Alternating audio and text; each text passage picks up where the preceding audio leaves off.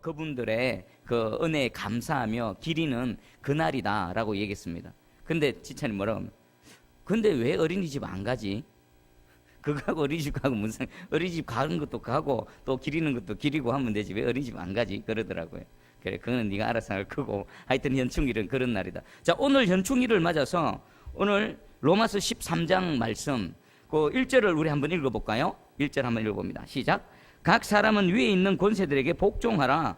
권세는 하나님으로부터 나지 않음이 없나니 모든 권세는 다 하나님께서 정하신 바라. 아멘. 권세에 각 사람, 너희 개개인 한 사람 한 사람들은 너희 위에 있는 권세들에게 복종하라. 바울은 특별히 이 13장에서는 많은 권세들 중에서도 어떤 권세를 얘기할까요? 나라와 국가에 대해서 얘기를 하는 겁니다. 자, 우리 각 사람 위에 권세를 하나님께서 주셨는데 어떤 여러분들 머리 위에 권세가 있습니까? 일반 자연법에 의하면 먼저 부모님이 계시죠, 그죠? 하나님이 우리의 권세자로 부모님을 주셨습니다. 그리고 또 누가 있을까요? 학교에 가면 선생님, 나를 가르쳤던 선생님들이 계시고, 또 세상에 나가면 나보다 나이 많은 모든 연장자들을 이건 동양사상, 유교사상이 아니라 성경에서 하나님이 말씀하신 겁니다. 성경에 보면 백발이 오거든 머리 자리에서 일어나랍니다. 백발이 누굽니까? 어르신들, 노인네들, 이 인생을 살아오신 연장자들, 나보다 나이 많은 사람, 그들에 대해서 예우를 표현하는 겁니다. 그럼 지하철역이나 버스에 보면 그 경로 우대석 같은 거는 아주 성경적인 겁니다. 그리고 또 누가 있을까요? 여러분 직장에 가면 직장 상사들 있죠? 그들 역시나 하나님께서 여러분들 머리 위에 세우신 권세자들입니다. 그리고 또 더 범위를 넓히면은 나라를 다스리는 지도자들, 통치자들, 이 모든 자들이 누굽니까? 오늘 13장 1절에서 말하는 각 사람 위에 있는 권세들입니다. 이런 권세들에 대해서 하나님 뭐라고 말씀하십니까? 복종하랍니다. 복종. 그들의 명령에 순복하고 그들의 말을 무겁게 여기며 그들의 지시와 명령에 따르라라고 말씀하고 있습니다. 자, 그러면 무엇을 근거로 해서 이 권세들에게 복종하라고 합니까? 우리 1장 뒷부분에 보면 뭡니까? 권세는 누구로부터 났답니까? 하나님으로부터 났다는 겁니다. 내 머리 위에 있는 모든 권세들은, 여러분 머리 위에 있는 모든 권세들은 그 권세자를 누가 주셨다고요? 하나님께서 주셨다라는 것입니다. 그러니까 내가 살아가는 데 있어서 영적 권위와 질서, 눈에 보이든 눈에 보이지 않든 이 모든 것들은 내가 인정하든 인정하지 않든 누가 세우셨다라고요? 하나님께서 세우셨다라는 것입니다. 그래서 그 권세자들에게 복종하라라는 겁니다. 자, 그래서 이어서 권세를 거스르는 자들에 대해서 하나님 경고의 말씀을 하십니다. 우리 2절 한번 읽어봅니다. 시작. 그러므로 권세를 거스르는 자는 하나님의 명을 거스름이니 거스르는 자들은 심판을 자취하리라. 아멘. 권세를 거스르는 것은 누구를 거스른다고 말씀하십니까? 하나님을 거스르는 겁니다. 왜 그럽니까? 하나님께서 주신 권세, 그 권세를 거스르는 것은 그 권세자 자체를 거스르는 것도 문제지만 더 근본적으로는 그들을 세우신 하나님을 거스르는 것다라고 말씀하십니다. 이런 권세를 거스르는 자들에게는 하나님께서 어떻게 하신다고요? 심판을 내리신다고. 심판을 자체한다는 게 뭡니까? 스스로 심판의 자리로 간다는 것입니다. 하나님이 심판을 내리시는 것이 아니라 자기 스스로 하나님의 심판의 자리로 스스로 간다는 것을 지금 경고하고 계십니다. 여러분들 한번 살펴보십시오. 나는 과연 하나님께서 세우신 이 영적 질서 권위에 내가 순복하고 있는가? 우리 부모님, 또 직장에 가면 직장 상사, 여러분 세상에 한번 가보십시오. 얼마나 이상한 사람들 많습니까? 특별히 직장 상사, 그지요? 인격적으로 결함이 많고 또 나를 괴롭히고 막 이런 사람들 많지 않습니까? 또 세상에 정치하는 사람들도 봐보십시오. 그저 나라와 민족이라고 얘기하지만 사실은 자신의 유익을 위해서 그렇게 애쓰는 사람들이 수두룩 빽빽합니다. 그럼에도 불구하고 하나님은 그 권세에 복종하라고 말합니다. 지금 사도 바울이 로마 교회 교인들에게 너희는 하나님께서 세우신 권세에 복종하라고 했을 때 지금 이 시대의 사람들은 누구가 떠오를까요? 로마 제국이 떠오를 겁니다. 제일 먼저는 로마 제국. 로마 제국은 그 유대인들, 이스라엘 백성들, 로마인이 아닌 모든 이방인들은 로마 제국의 뭡니까? 식민지 백성들입니다. 식민지 백성들은 그 로마 제국에 약탈당하고 수탈당하고 이용당하고 그렇습니다. 그럼에도 불구하고 사도 바울은 그럴지라도 하나님께서 세우신 이 나라의 권세에 복종하라 그럽니다. 그리고 또 가깝게는 그들을 직접적으로 다스리는 로마의 그 관리들이 있겠죠. 우리 너무나 잘 아는 천부장, 백부장, 로마의 백부장 같은 사람들은 그 마을에서 생사 여탈권이 있습니다. 그 사람을 얼마든지 부릴 수 있는 권세가 있습니다. 예수님 말씀하셨죠. 누군가 너에게 오리를 가자 하면은 십리를 가라.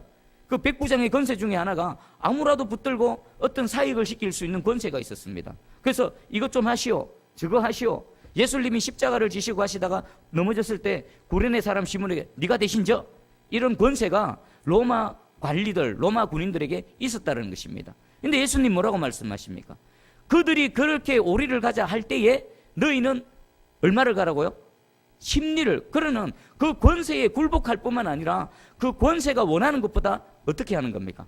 더 해주라는 겁니다. 똑같은 맥락에서 지금 사도 바울이 우리에게 얘기하고 있는 겁니다. 그러면 하물며 오늘날 우리 머리 위에 세우신 권세자들, 부모님, 직장 상사, 또 우리 교회 안에 있는 영적 권위자들, 우리 나라와 민족을 섬기고 있는 그 정치 지도자들, 그들에 대해서 우리가 어떻게 해야 될까요? 이 나라의 법에 대해서 어떻게 해야 될까요? 굴복하고 순종하는 게 마땅한 줄 믿습니다. 만약에 굴복하지 않는다, 거역해버린다, 그럼 하나님께서 그들에게 어떻게 하신다고요? 심판을 내리실 것이라고 하나님 분명히 경고하고 계십니다. 자, 우리 보면은 현재 우리 대한민국의 이 세계 정세는 지금 어떤 것 같습니까? 막 전 세계가 지금 요동치고 있습니다. 1차 세계대전, 2차 세계대전, 막 그리고 냉전 시대를 거쳐서 지금 여기까지 왔습니다. 근데 지금 새로운 뭔가가 막 진행되어지고 있는 것 같습니다. 먼저는 남한과 북한이 막 지금 뭔가 요동치고 있고, 그리고 남한과 북한을 중심으로 해서 미국과 중국, 일본, 그리고 저 중동 지역에는 이스라엘과 이란과 시리아 막 지금 뭔가 막 요동치고 있습니다. 그게 각계 나누어져서 일어나고 있을까요? 하나로 한 라인으로 연결되어져 있습니다. 자, 그 모든 일들은 누가 주관하고 계실까요? 하나님이 하고 계시는 겁니다. 이스라엘과 이란이 전쟁을 벌이고 시리아와 폭격하고 싸우고 있고, 저 이스라엘이 북한에 핵 배기하기 위해서 자기들도 막 바라보고 있고, 이게 뭐냐면 한 라인인 것입니다. 지금 전 세계의 패권 국가는 누굽니까? 어느 나라입니까? 미국이지요. 하나님은 시대를 그 패권 국가로 주셨습니다. 근대 시대를 보면요, 제일 먼저 패권 국가로 떠오른 게 뭐 고대도 일단 제쳐두고 저 포르투갈이나 스페인, 거기서부터 무적 함대로부터 세계를 제패하는 패권 국가가 생겨났습니다. 그리고 그 촛대가 네덜란드를 통해서 네덜란드가 전 세계 무역을 장악하던 그 시대가 있었습니다. 그리고 또 그 다음에 프랑스 혁명이 일어날 때 전 세계를 지배했습니다. 프랑스 다음에 어느 나라입니까? 해가 지지 않는 나라 어느 나라입니까? 영국이 있었습니다. 하나님께서 촛대를 영국에 주시고 영국을 온 세상을 다스리는 패권 국가로 주셨습니다. 그리고 그 다음 어느 나라로 넘어갔습니까? 독일로 넘어가서 온 세상을 시끌벅적하게 만들었죠. 그리고 독일 다음에 하나님께서 미국이라는 나라를 패권 국가로 주셨습니다. 이 패권 국가들의 역할이 뭘까요? 그들은 힘이 있어서 온 세상을 지배하고 다스리는 것 같지만 결국 하나님은 그 패권 국가를 통해 하나님의 질서를 잡아가는 겁니다.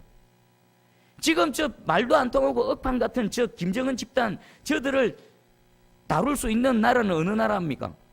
미국밖에 없는 겁니다. 그럼 하나님이 왜 미국을 패권 국가로 힘을 주셨는가?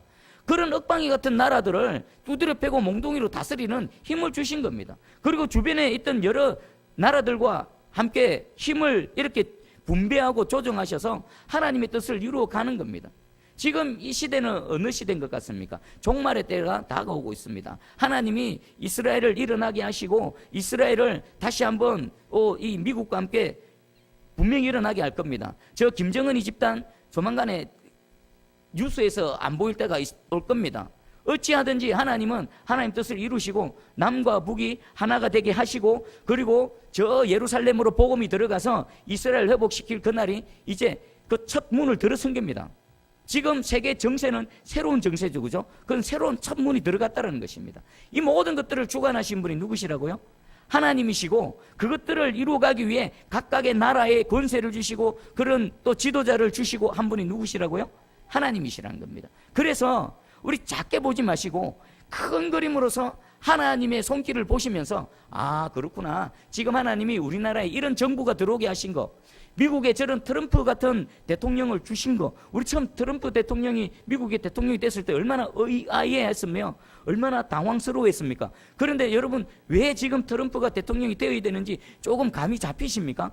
지금 이 시점에서 하나님의 일을 이루기 위해서는 그런 사람이 되어져야 된다는 겁니다. 지금 우리 좀 문재인 대통령이 정부가 새로운 정부가 들었었는데 지금 뭔가 이상한 것 같고 잘못된 길로 가는 것 같지만 그거 역시 하나님의 그 계산 안에 들어가 있을까요, 없을까요? 들어가 있습니다. 갑자기 역전되죠. 갑자기 뭔가 회복되어질 것입니다. 여러분들 어찌하든지 오늘 하나님께서 하시는 말씀을 통해서 세상을 바라보시고 나라를 바라보시고 각 나라의 지도자들을 바라보시기 바랍니다. 그리고 신문에서 들려오는 소리들을 한번 점검해 보시기 바랍니다. 라디오에서 TV에서 나오는 그 뉴스 고지고대로 듣지 마시고 성경을 가지고 한번 딱 갖다 대보고 한번 보십시오. 그럼 그 안에서 하나님의 손길이 보일 줄 믿습니다. 자, 그리고 세상 권세를 주신 목적을 3절에서 말씀합니다. 우리 3절 한번 읽어봅니다. 시작. 다스리는 자들은 선한 일에 대하여 두려움이 되지 않고 악한 일에 대하여 되나니 네가 권세를 두려워하지 아니하려느냐? 선을 행하라. 그리하면 그에게 칭찬을 받으리라. 아멘. 하나님께서 왜 권세자들을 두셨답니까? 다스리는 자들은 선한 일에 대하여 두려움이 되지 않는다고 말합니다. 여러분들이 차를 타고 갑니다. 신호 잘 지키면 교통경찰관이 서 있어도 두렵습니까? 안 두렵습니까?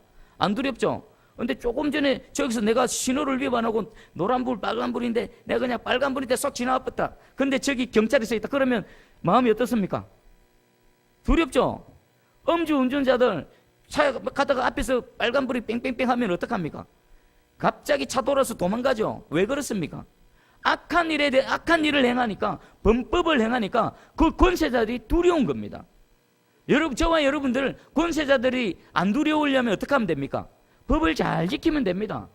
세상 나라 법이 대한민국 법이요, 여러분들 법 잘 지키면 괜히 시비 안 겁니다. 법이 누구에게 다가가서 몽둥이를 듭니까? 범법자들, 법을 어기는 자들에게 가는 겁니다. 그러니까 범법자들에게는, 그 악을 행하는 자들에게 두려움이 되기 위해서 하나님 세상 권세를 주셨다라는 겁니다. 그리고 하나님 경고하십니다. 네가 권세를 두려워하지 아니하려느냐? 네가 하나님께 쓰신 세상 권세 두렵지 않느냐? 한번 해봐라. 그리고 4절에 이렇게 말씀하십니다. 그는 하나님의 사역자가 되어 내게 선을 베푸는 자니라. 그러나 내가 악을 행하거든 두려워하라. 그가 공연히 칼을 가지지 아니하였으니 곧 하나님의 사역자가 되어 악을 행하는 자에게는 진노하심을 따라 보응하는 자니라. 그들에게 칼을 주셨다죠. 어떤 칼입니까? 잡아 가둘 수 있는 칼, 그리고 그 징역 재판을 내릴 수 있는 칼, 그리고 심지어는 최악의 경우 목숨까지도 거둘 수 있는 그 권세를 하나님께서 주셨다라는 겁니다. 뭐 때문에요? 하나님 기뻐하시는 선한 일을 하게 하기 위해서. 우리 예수 믿는 저와 여러분들, 우리 양심이 회복되어지고 하나님 기뻐하시는 선한 일을 합니다. 하지만 하나님은 우리뿐만 아니라 예수 그리스도를 믿지 않는 세상 모든 나라, 세상 모든 하나님의 피조물 인간들에게도 우리 예전에 많이 했죠. 권선징악, 이것을 위해서 세상 권세를 주셨다라는 것입니다. 자, 그러면 오늘날 우리 세상 권세가 보면은 범법하는 자들에게 두려움을 준다. 그 두려움을 줘서 그 악을 행하는 것을 저지하는 역할을 한다 그러는데, 대한민국의 진짜 현행 법은 그 범법자들, 악을 행하는 자들을 억제하는 효력이 있는 것 같습니까? 없는 것 같습니까? 성경에는 분명히 말씀하십니다. 눈에는 눈, 이에는 이, 생명에는 생명으로. 그게 무슨 의미일까요? 누군가가 누군가에게 해를 끼쳤다 그러면은 그 해를 끼친 만큼 너도 당해라는 겁니다. 예를 들면은 누군가가 밤에 칼을 들고 남의 집에 약탈하기 위해서, 강도질하기 위해서 칼을 들고 들어갑니다. 그것은 뭡니까? 내가 내 원하는 것을 뺏기 위해서 남의 생명이라도 해할 각오가 되어 있는 거죠. 그러면 그 사람은 무엇을 각오하고 그 집에 들어가야 됩니까? 자기 목숨도 내어놓을 각오하고 들어가야 되는 겁니다. 이게 자연법입니다. 이게 성경의 법입니다. 남의 목숨을 내하기 위해서 칼을 들고 들어가는 자는 자기 목숨도 내어놓아야 되는 겁니다. 그들의 목숨을 해하기 위해서 어떤 액션을 취하다가 상대방에 의해서 자기 목숨을 잃더라도 이것은 아무런 할 말이 없다라는 겁니다. 근데 우리 대한민국 법은 어떻습니까? 살인을 해도, 사람을 죽여도 몇 년만 살고 오면 그만입니다. 돈이 있고 권력이 있으면요, 유능한 변호사 사서 죄가 있어도 죄가 없는 것으로 둔감해버리고 그냥 집행유예로 빠져나와 버립니다. 돈이 없는 사람은요, 참기름 5병 훔쳐가지고 그것 갖고 10몇 년을 감방 사는 사람도 있습니다. 어떤 사람들은 수백억, 수천억을 사기 쳐먹고도요, 몇 년 살다가 나와버립니다. 아니죠. 어떤 사람은 구형도 안 받습니다. 이게 대한민국입니다. 그리고 또 우리나라 법은요, 지금 우스운 게 피해자들을 보호하기보다 가해자를 보호하는 듯한 느낌을 저는 솔직히 많이 갖습니다. 예를 들면요, 한국 영화하고 미국의 할리우드 영화하고 악한 자들의 끝이 다릅니다. 미국 영화는 악한 자들은 끝에 반드시 어떻게 됩니까? 반드시 죽습니다. 그것도 피해자의 손에 의해서 반드시 죽습니다. 그럼 왜 그럴까요? 그 영화에는요, 그 미국의 그 청교도 사상, 성경적인 사상이 그 안에 녹아져 있기 때문에 가해자는 가해한 만큼 반드시 피해자에 의해서 죽임을 당해야 된다는 사상이 그 영화 안에 들어있는 겁니다. 근데 한국 영화는 어떻습니까?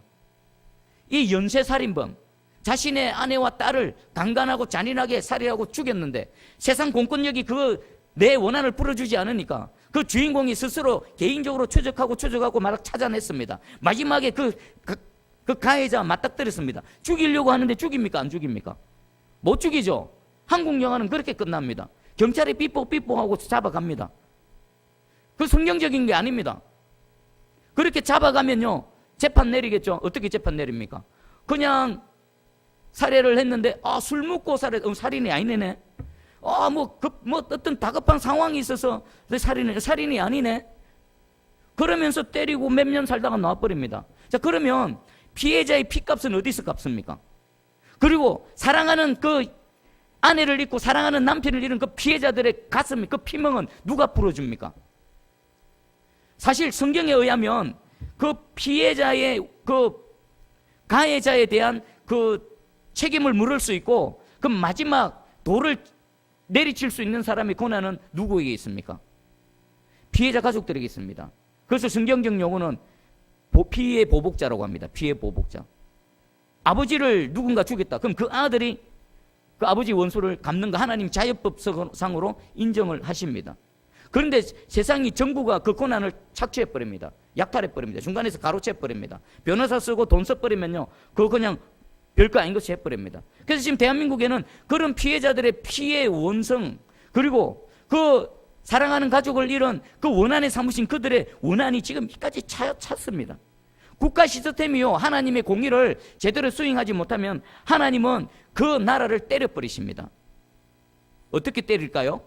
지금처럼 흔들버립니다. 지금처럼 흔들 때 정신 차리고 돌아오고 회개하면요, 하나님 기회를 주시는데, 그럼에도 불구하고 회개하지 않고 돌이키지 않고 피해자들 계속 피눈물 흘리고 가해자들은 룰루랄라고 떠돌아다니고, 그러면 하나님이 어떻게 하실까요? 그 시스템을 무너뜨려 버리십니다. 그 나라와 국가의 시스템을 무너뜨리는 가장 효과적인 방법이 뭔 줄 아십니까? 전쟁입니다. 전쟁. 하나님이 지금까지 그렇게 해오셨습니다. 패권 국가들 쓰시다가 그들이 패역하고 그 권력을 남용하니까 하나님 전쟁을 통해서, 그래서 1차 대전, 2차 대전이 일어났고요, 태평양 전쟁도 일어났고요, 수많은 전쟁들이 일어났습니다. 지금 그 위기 순간에 지금 저와 여러분들이 있습니다. 이 나라와 국가를 위해 기도하시기 바랍니다. 하나님의 법이 바로 세워지게 해주셔서 피해자들의 그 피해가, 그 원성이 풀릴 수 있고 갚아질 수 있는 그런 나라 되게 해주시고, 하나님 이 법이 강화되어져서 이 악한 자들이 감히 그것을 행할 때 법이 두려워서라도 함부로 칼 들고 못 나서고 함부로 힘있다고 남의 약한 자들 주머니 터는 이런 일이 없는 그런 나라 되게 해주세요. 우리 기도해야 됩니다. 이미 차고 넘쳤습니다. 차고 넘쳤어. 하나님이 이 나라를 확 엎어버릴까, 핵으로 확 날려버릴까? 하나님 지금 그러고 있습니다. 지금 공의가 완전히 무너져 있습니다. 여러분들, 이 나라를 위해서 그런 또 피해당한 피해자들이 원한의 삶에서 어찌하지 못하는 그런 사람들을 위해서 기도해 주시기 바랍니다. 여러분, 미국에는 총기를 허용하죠. 총기를 왜 허용할까요? 경찰이 여러분들 집에 강도가 들면요, 경찰은 여러분들 목숨, 여러분들 자녀들 목숨 안 지켜줍니다. 지켜줄까요? 안 지켜줍니다. 옆에서 도와줄 수는 있죠. 못 지켜줍니다. 전화하고 오는 동안에 무슨 일이 일어나거든요. 그래서 미국에서는 총기를 각각 집마다 갖고 있어라. 그래서 강도가 들어오고 너희 생명을 위협하면 맞대응해라. 미국에서 총기 사고가 일어나는 거하고 영국에서 유럽에서 총기 사고가 일어나는 거하고 현상이 다릅니다. 저 영국이나 프랑스 이런 데서 총기 사고 일어나면 유럽에는 총기를 규제를 하거든요. 그래서 총기를 가진 테러리스트들이 사람 골라놓고 모아놓고 조준사기에 갑니다. 자기 마음대로 골라서 쏴 죽입니다. 근데 미국에서는 어떡합니까? 미국에는요, 얼마 전에 보니까 선생님이 총을 들고 그 학교로 침입한 괴한을 향해서 총으로 쏴서 죽였다고 합니다. 어떤 게 옳은 겁니까? 어떤 게 맞는 겁니까? 여러분들의 가정이 똘똘 뭉치십시오. 국가가 여러분들 뭐 도와는 줄 수 있어도 그 위기의 순간에 여러분들 어찌하지 못합니다. 여러분들 지켜주지 못합니다. 여러분들 스스로 야구방망이라도 갖다 놓고 성경에 의해서 성경적인 근거로 여러분들 생명 지켜내셔야 됩니다. 김정은이가 총 들고 내려오면, 탱크 밀고 내려오면 어떻게 될까요? 국군 아저씨들도 총 들고 나가 싸워야 되지만 여러분들도 총 들고 여러분 가정 지켜내셔야 되는 겁니다. 이게 성경적인 겁니다. 이런 하나님의 공의가 제대로 집행되어지는 이 나라 되기 위해서 함께 기도해 주시기 바랍니다. 자, 그리고 우리 세상법에 대한 그리스도인의 태도를 한번 보겠습니다. 5절 한번 읽어봅니다. 5절 시작. 그러므로 복종하지 아니할 수 없으니 진노 때문에 할 것이 아니라 양심을 따라 할 것이라. 아멘. 반드시 복종해야 되는데 복종하는데도 겉으로는 똑같은데 안에 내면에 있어서 두 종류가 있습니다. 첫 번째 종류는 그 범법을 했을 때에 징계가 두려워서 어쩔 수 없이 지키는 그런 사람이 있고, 또 한 사람은 양심에 따라서, 선한 양심에 따라서 마땅히 자발적으로 지키는 그런 사람이 있습니다. 하나님은 어떤 걸 요구하십니까? 선한 양심에 따라 행하는 것. 그 대가, 벌금이 두려워서가 아니라 그냥 선한 양심에 따라 마땅히 지켜나가는 겁니다. 여러분들, 제가 예전에 우리 성도분의 사업체에 신방을 갔습니다. 그리고 신방을 마치고 이제 점심 식사를 하기 위해서 식당으로 이렇게 이동을 하는데 그 집사님 차를 탔습니다. 근데 이 집사님이요, 신호를 하나도 안 지키는 겁니다. 과속은 안 합니다. 천천히 가는데 빨간불인데 안 서고 그냥 쑥 지나가면 처음에는 실수했구나, 못 보고 그랬겠구나. 아니, 하나도 안 지키는 겁니다. 그만 쑥 가버려. 얘를 보다 먹고 가버려. 자, 제가 분명히 말씀드릴게요. 그분은 성령으로 거듭났는지 한번 점검해 봐야 됩니다. 성령으로 거듭난 양심은요, 어떤지 아십니까? 정해져 있는 규칙, 마땅히 해야 될 것, 이것을 어기게 되면 내 양심이 고통스럽습니다. 동의하십니까? 아무리 작은 것이라도 반드시 해야 되고 지켜야 될 것을 내가 어겼을 경우에 내 살아있는 내 선한 양심이 고통스럽습니다. 법을 어겼다, 남에게 해를 끼쳤다, 그럼에도 불구하고 내가 아무렇지도 않다, 내 편하면 교만이지, 그것은 성령으로 거듭났는지 다시 한번 체크해 봐야 됩니다. 저 같은 경우 교통신호등을 예를 듭니다. 예전에 막 차를 타고 다닐 때 예수 믿기 전에는 교통신호등에 대한 제 마음의 태도가 이렇습니다. 사고 안 나면 된다, 안전하면 된다. 그러니까 안전하고 사고 안 나면은 얼마든지 어기도 된다는 말이죠. 대수롭지 않은 건 불편하지 않으면 된다. 근데 예수 믿고 나서는 어떻게 되어졌을까요? 제가 혹시나 실수로 제가 미처 발견하지 못해서 이렇게 신호등을 어기는 피치 못할 상황이 있을 수는 있습니다. 근데 의도적으로 알고도 어긴 적은 한 번도 없습니다. 새벽기도 가기 위해서 교회를 가다가 새벽 시간에 차 다닙니까? 안 다닙니까? 안 다니죠. 그래도 빨간불 있으면 그냥 섭니다. 어쩌다 지나가면 제 양심이 너무 불편한 겁니다. 여러분들은 어떻습니까? 여러분들 축복합니다. 벌금 때문에 징역 살까봐 법을 지키지 마시고 하나님께서 세우신 권세자들에게 복종하며 하나님을 경외하는 마음으로 살아있는 내 양심에 따라 법을 지켜나가시는 여러분들 되기를 축복합니다. 자, 그리고 바울이 이제 세상법을 지키는 데 대한 이제 예를 하나 드는데 바로 뭐냐면은 그 세금에 대했습니다. 우리 6절하고 7절을 한번 읽어봅니다. 자, 시작. 너희가 조세를 바치는 것도 이로 말미암음이라. 그들이 하나님의 일꾼이 되어 바로 이 일에 항상 힘쓰느니라. 모든 자에게 줄 것을 주되 조세를 받을 자에게 조세를 바치고 관세를 받을 자에게 관세를 바치고 두려워할 자를 두려워하며 존경할 자를 존경하라. 아멘. 바울이 예를 들 때 세금을 예를 듭니다. 세금을 왜 예를 들었을까요? 우리 인생들이 가장 민감한 부분이 뭡니까? 돈 아닙니까? 돈을 예를 드는 겁니다. 세금, 관세, 조세, 모든 세금을 다 말하는 겁니다. 모든 내야 될 모든 것들을 어떻게 하라고요? 하나도 빠짐없이 하나도 빠짐없이 다 내라는 겁니다. 그리고 또 까놓고 얘기해가지고 여러분 안 낼 거 안 내면은 나라가 가만둡니까? 끝까지 쫓아옵니다.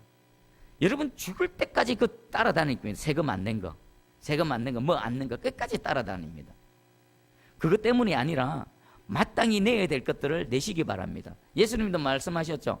가이사의 것은 누구에게 내라고요? 가이사에게 주고 하나님께서는 하나님께 줘라. 그럼 가이사의 것도 있다라는 겁니다. 가이사의 것은 줘야 된다는 겁니다. 우리 예수님께서도 가르쳤습니다. 우리 보면 이 국민들이 세금을 내면 그것 갖고 뭐 합니까? 국정 운영을 하지요. 기반 시설을 딸쭉 도로를 만들고 공항을 만들고 항만을 만들고, 그리고 또 우리 국방에 대한 뭐 무기도 사고, 우리 또 국방에 대해서 준비도 하고, 또 뭐 국민연금 이런 게 있죠. 또 복지와 의료시설 이런 것들로 우리 국민들에게 다 혜택을 주는 겁니다. 이건 저와 여러분들이 돈 있다고 할 수 있는 게 아닙니다. 국가만이 할 수 있는 특별한 무언가가 있습니다. 그런 것들을 하기 위해서 우리가 세금을 낼 때 기꺼이 감사함으로 내시기를 바랍니다. 그리고 또 보면은 여러분 세금에 관한 그 용어 중에 탈세가 있고 절세가 있습니다. 탈세는 뭐고 절세는 뭐겠습니까? 탈세는 사기쳐가지고 거짓말해가지고 내야 될 거 안 내는 게 탈세죠. 절세는 정당한 방법으로 우리가 또 세금을 낸다고 해서 안 내도 되는 거 막 자기가 막 내는 것도 그것도 지혜롭지 못하죠. 지혜롭게 현행법상에 법에 저촉되어지지 않는 법 안에서 가장 딱 적당하게 알맞게 세금을 내는 것을 알아보고 그것을 내는 것을 절세라고 합니다. 우리 그리스도인들은 절세는 있을 수 있을지언정 탈세는 절대로 없어야 됩니다. 우리 개인도 마찬가지고 교회의 운영에 있어서도 마찬가지입니다. 우리 예를 들면 교회 성전을 건축한다. 그럼 요즘 성전 하나 지으려면은 기본이 수십억이요 수백억입니다. 그럼 그 안에 얼마나 많은 이해관계가 있겠습니까? 얼마나 많은 세금 관계들이 있겠습니까? 그러면요, 저는 그런 모습을 딱 보면 과연 정직하고 깨끗하게 할까? 하나님의 성전을 짓고 있는데, 하나님께 예배드리는 거룩한 하나님의 집을 짓는데, 그거 보면은 그 세상에 누룩이 끼었습니다. 거기 보면 조금만 타협해버리면요, 얼마든지 막 수천만 원에서 수억까지 줄일 수 있으니까 이것들을 저는 잘 모르는데 아마 하는 것 같아요. 그럼 하나님이 그 건물을 기뻐 받으시겠습니까? 그 교회 성전을 기뻐 받으시겠습니까? 여러분들 개인도 마찬가지고 우리 새순교회 앞으로 계속해서 뭔가를 해나가고 국가와의 관계 가운데 해나갈 때에 절세는 있을 수 있을지언정 절대로 탈세는 없기를 간절히 소망합니다. 아멘. 아멘이 약하네요. 예, 아멘. 그리고 세상 권세자들에 대한 그리스도인들의 태도를 뭐라고 말합니까? 두려워할 자를 두려워하고 존경할 자를 어떻게 하라고요? 존경하라는 겁니다. 내 머리 위의 권세들은 나의 뭔가를 할 수 있는 칼자루를 준 사람들, 하나님께서 쥐어준 사람들은 우리에게 있어서 다 두려워할 자들입니다. 그 두려워할 자들을 두려워하시기 바랍니다. 그리고 마땅히 내 머리 위에 있어서 이 나라를 섬기고 다스리고 나아가는 그들에게 존경하는 마음으로 그들을 대하시기 바랍니다. 근데 언제부턴가 이 대한민국에서 가장 함부로 이름 당하는, 옆집에 있는 개보다도 더 함부로 이름 불리우는 그런 직책이 생겼습니다. 뭡니까? 초등학생들도 함부로 입에 막 오르내립니다.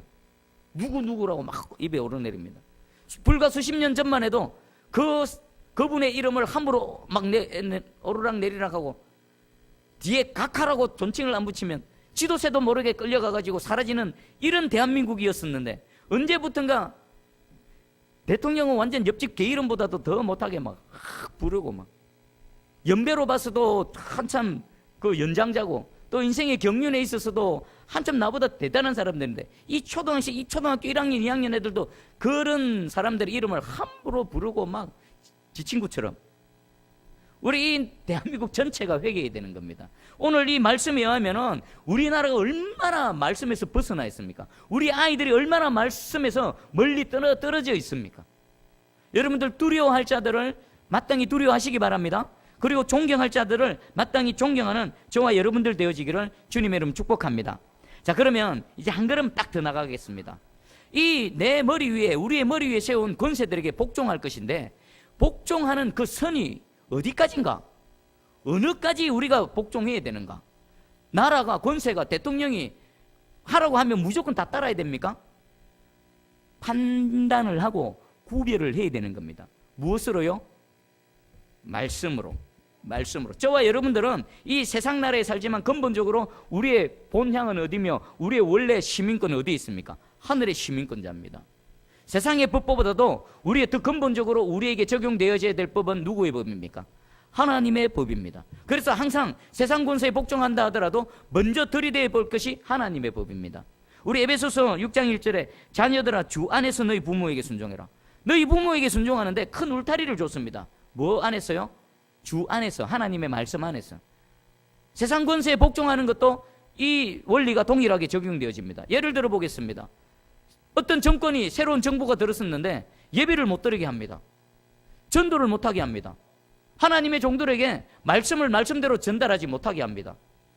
동성애 그 죄가 아니라고 얘기해라. 남자 결혼하는 거 괜찮다고 얘기해라. 교회에서 여자 결혼할 때 줄에 서줘라. 이런 반성경적이고 반자연적인 이런 폐륜적인 것들을 요구한다. 그러면 저와 여러분들은 어떻게 해야 될까요? 순복해야 될까요? 저항해야 됩니다. 단호하게 저항해야 됩니다. 목숨 걸고 저항해야 됩니다. 하나님께서 여기 세상 권세를 주신 목적이 뭡니까? 그들이 타락해서 권력을 남용한 일이 많지만 원래 세상 나라를 주신 목적은 이 예수 그리스도를 믿지 못하는 이 패역한 이 양심들, 그런 악한 자들도 세상 법이 두려워서 악을 더 이상 행하지 않고 그 법이 두려워서라도 선을 행하는 삶을 살아가게 하기 위해서 하나님이 세상 권세를 주셨습니다. 그런데 그런 세상 권세가 권력을 남용해서 하나님의 법을 어기게 만들고 하나님의 교회를 핍박한다. 그러면요, 들고 일어나야 되는 겁니다. 지금 우리 세상의 역사나 교회의 역사도 마찬가지입니다. 왜 종교개혁이 일어났습니까? 세상 나라가 타락해버리고 그 교회가 타락해버리고 하나님 말씀대로 섬기게 하지 못하니까 종교개혁이 일어났습니다. 왜 영국의 청교도인들이 그 120명이 그 먼 태평양을 지나서 미국으로, 미국의 그 미지의 대륙으로 갔습니까? 신앙의 자유를 지키기 위해서 간 겁니다. 그리고 그 청교도 사상이 그 미국이란 나라를 만들어냈고 그 미국이 지금 패권 국가가 되어져서 전 세계를 지배하고 있는데 하나님께서 그 미국을 쓰시는 것입니다. 그는 순복하는 경계선이 어디라고요? 하나님 말씀, 하나님의 울타리입니다. 자, 그러면 한 가지만 질문 드리겠습니다. 오늘날 지금 현 정부는 어떤 것 같습니까? 저와 여러분들이 하나님을 섬기는데 온전히 하나님을 더 잘 섬길 수 있도록 돕고 이 세상 나라가 하나님의 법에 의해서 자연법에 따른 기본적인 인류의 그 삶을 살아가는데 적극적으로 권하고 있습니까? 아니면 반하고 있습니까? 만약에 하나님의 말씀대로 우리를 권장하고 선을 권장하고 악을 억제하고 이런다면 얼마든지 순복해야 됩니다. 근데 반대로 하나님의 법을 어기게 만들고 이 세상의 악을 조장하고 낙태를, 그리고 또 그 유부남이 유부녀와 강간하는데 그것이 죄가 아니다. 남자가 결혼해도 괜찮다. 자녀가 부모를 거역하고 부모의 양육에 순복하지 못하고 부모가 때리면 세상 경찰에 신고해라. 이것은요, 반인륜적일 뿐만 아니라 반성경적인 겁니다. 가만히 있으면 안 됩니다. 저항해야 됩니다. 그럼 어떻게 저항해야 됩니까? 먼저는 우리가 깨어나야 우리 현실을 봐야 됩니다. 아, 우리가 지금 그런 나라에 살아가고 있구나. 그럼 그런 나라를 허락하신 하나님의 의도는 뭘까요? 우리를 깨우는 겁니다. 우리가 똑바로 있지 못하니까 예수 믿는 하나님의 사람들이, 예수 믿는다고 모여서 예배드리는 교회들이 하나님 앞에 똑바로 있지 못하니까 악한 지도자를 세우고 이 나라를 혼탁하게 만들고 이 현 정부가 지금 예수 믿으면 잡아 죽이는, 여러분들 저 김일성 가문이요, 6.25 때부터 해가지고 지금까지 한 얼마나 사람을 죽인 것 같습니까? 6.25 전쟁, 그 다음 그 이후에 예수 믿는 사람들을 총칼로 죽이고 탱크로 갈아 죽이고 한 게 몇 명이나 되는 것 같습니까? 자그마치 500만 명이랍니다. 500만 명. 전쟁에서부터 지금까지 500만 명. 사실상 더 하겠지요. 그 히틀러보다도 더한 그런 정권도 아니죠. 그런 이 정신 나간 집단하고 이 대한민국 정부하고 각한 동등하게 그들을 인정하고 악수하고 부둥켜 안고 정신 나간 집단입니다. 하나님이 왜 그런 정부를 허락하셨을까요? 정신 차리라고. 너희가 지금 정신 나가 있다. 교회야 정신 차려라. 하나님 앞에 엎드려지고 통해 자복해라. 만약에 지금 이대로 진행되어진다. 평화 그러지요. 그게 평화입니까? 김정은이가 정권을 잡은 우리 조카가 초등학교 2학년 조카가 이런 말을 하더라고요. 남북이 통일되면 김정은이가 우리 대통령이 된다고 하던데 그냥 하는 소리입니까? 여론이 그 아이에게 그렇게 인식을 심어주고 있고 지금 모든 것들이 그런 방향으로 지금 흘러가게끔 조장하고 있다는 것입니다. 그 조그마한 아이가 뭘 안다고 그런 소리를 하겠습니까? 자기가 들려진 대로 얘기하는 겁니다. 그럼 김정은이가 대통령 되면 저거 여러분들 예배 드릴 수 있을까요? 제일 먼저 잡아 죽이는 게 종들일 겁니다. 목사 타이틀 있는 사람 다 잡아나겠죠. 그리고 교회 직분자들, 교회 등록되어 있는 모든 사람들 다 잡아내겠죠. 예배 드리게 하겠습니까? 다 잡아 죽일 겁니다. 캄보디아 짱 나는 겁니다. 깨어나시기 바랍니다. 우리 저항해야 됩니다. 어떻게 해요? 모여서 회개하는 겁니다. 저 촛불 들고 나가서 광화문 나가는 게 그게 저항하는 거 아닙니다. 하나님의 백성들의 저항하는 방법은요, 하나님 앞에 나오는 겁니다. 하나님 앞에 무릎 꿇는 겁니다. 하나님 앞에 가슴을 찢고 주여 우리가 잘못했습니다. 우리가 범죄했습니다. 회개할 때에 하나님의 여호와의 군사가 저 대적들을 향해서 하나님 여호와의 불을 내려 뿌리시고 한 방에 깨 부서뜨리실 줄 믿습니다. 이게 우리의 방법입니다. 우리가 회개해야 될 게 뭔지 아십니까? 하나님을 찾지 않는 겁니다. 하나님을 기대하지 않는 겁니다. 기도 제목 봐보십시오. 전부 잘 먹고 잘 살고 지 자식 잘 되는 거. 나라와 민족 지금 이 시대를 바라볼지 못하는 거예요. 눈앞에 것만 보고 기도합니다. 우린 그것부터 회개해야 됩니다. 그리고 신앙생활을 한다고 해서 기껏해야 주일 한번 꼴랑 나오고 말고 그것에 대해서 똑바로 하라 그러면 종에 대해서 욕해버리고 떠나가 버리고 스스로 죽을 자리를 자초하는 겁니다. 스스로 무덤 파고 스스로 화를 자초하는 겁니다. 회개해야 됩니다. 회개. 종들부터 회개해야 돼요. 종들부터. 나약하고 주일날 한 번만 딱 넣어도 잘합니다.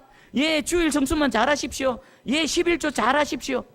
그것 갖고 택도 없습니다. 여러분들이 예수 그리스도의 가르침대로 살아가지 못하면요, 여러분 이 나라 민족이 소망 없습니다. 여러분 가정에서, 여러분 직장에서 우리 지금 이 마지막 기회를 주시는데 이 기회를 살리지 못하면요, 이 나라 이미 전 세계는요 다시 한번 제3 세계대전으로 들어갈 겁니다. 오늘 저와 여러분들이 어떻게 하냐에 따라서 그 길이 갈라지는 것입니다. 간절히 여러분들 소망합니다. 이 시대를 바라보며 이 하나님의 말씀 앞에 우리가 주님 앞에서 우리의 방법으로 싸워내시기를 바랍니다. 부르짖고 기도하고 눈물 흘리고 그리고 지금 고통당하는 저들을 향해서 우리가 예수 그리스도 이름으로 함께 기도하며 나아갈 때에 하나님께서 이 나라와 이 민족을 다시 세우시고 저 패권국가 미국이라는 저 트럼프 이상한 저 대통령을 마치 페르시아의 바사왕 고레스처럼 이스라엘을 회복시키고 우리나라를 회복시키는데 쓰임받는 그런 하나님의 도구로 사용하실 줄 믿습니다. 할렐루야. 기도하겠습니다.